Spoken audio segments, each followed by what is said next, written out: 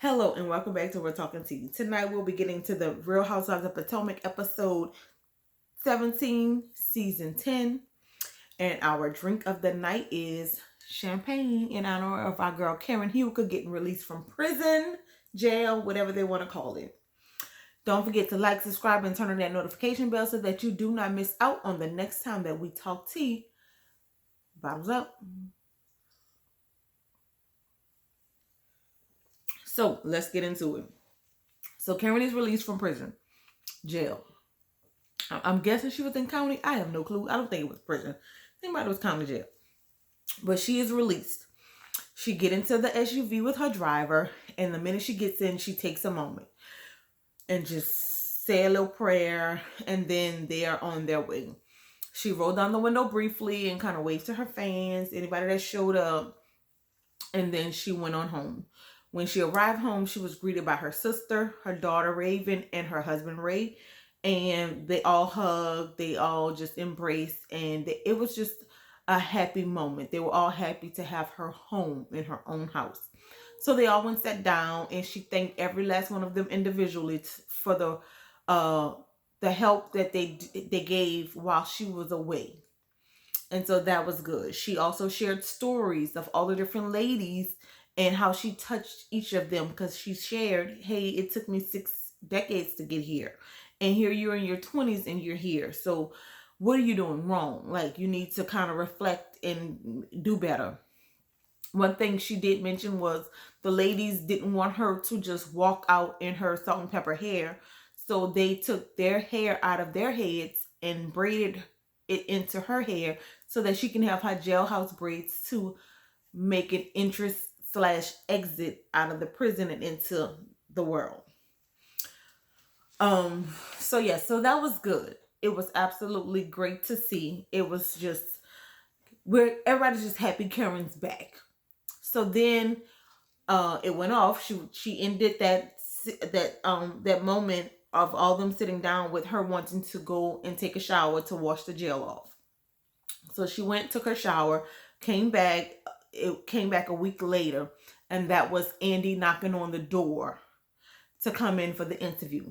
When he came for the interview, he was met by Ray, of course, her son Brandon, I think his name was, and then the cousin David. So, of course, Andy was thrilled at the opportunity to meet the son. So he asked him a few questions because he never wants to be on camera. So he was able to get a few questions out of him. And then they went and sat down, and it was just them two, and they just had an interview. And he asked her dozens of questions.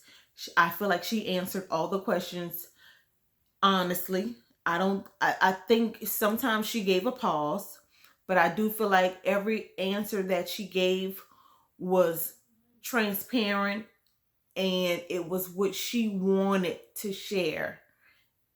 I don't think she was ever forced to give an answer that she didn't want to give. So it was a good interview.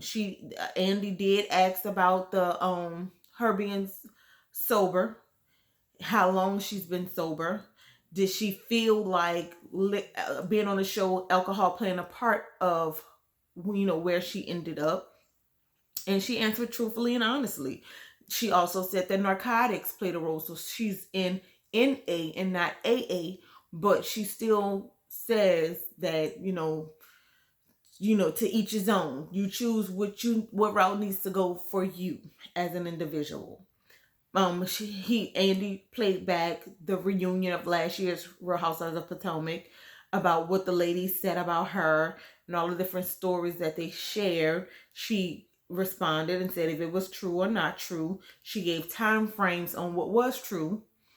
And she also spoke on the relationship that she have with Wendy, and how Andy had told her how Wendy she didn't like the fact that she wasn't mentioned, and she had supported Karen through everything that she had been going through. And Karen was like, me and Wendy will have our own private conversation about that, but because I do value her friendship, but I do feel like it needs to happen one-on-one, and we'll get there because she is owed that much an explanation. So I'm not sure we'll get that on the reunion or not, but I do love this episode. I am happy to have the grind down back. I am thrilled that Andy took the time out of his schedule to interview her, because Karen, what Karen wants, Karen gets, and he know who she is and how she is, and I'm glad he granted her that opportunity to just be able to share her story and her truth to the world on what happened and how she planned to move forward and all that good stuff. So this was a very good episode. I absolutely loved it. I look forward to next week where we talk about the first reunion, because I'm sure it's probably gonna be like three different reunions, three different parts of the reunion. So the first part is this upcoming Sunday, same day as Super Bowl. So yes, it should be good. And I'm looking forward to it. So that is all I have for y'all tonight. Until next time that we talk tea, y'all enjoy your night. Bye.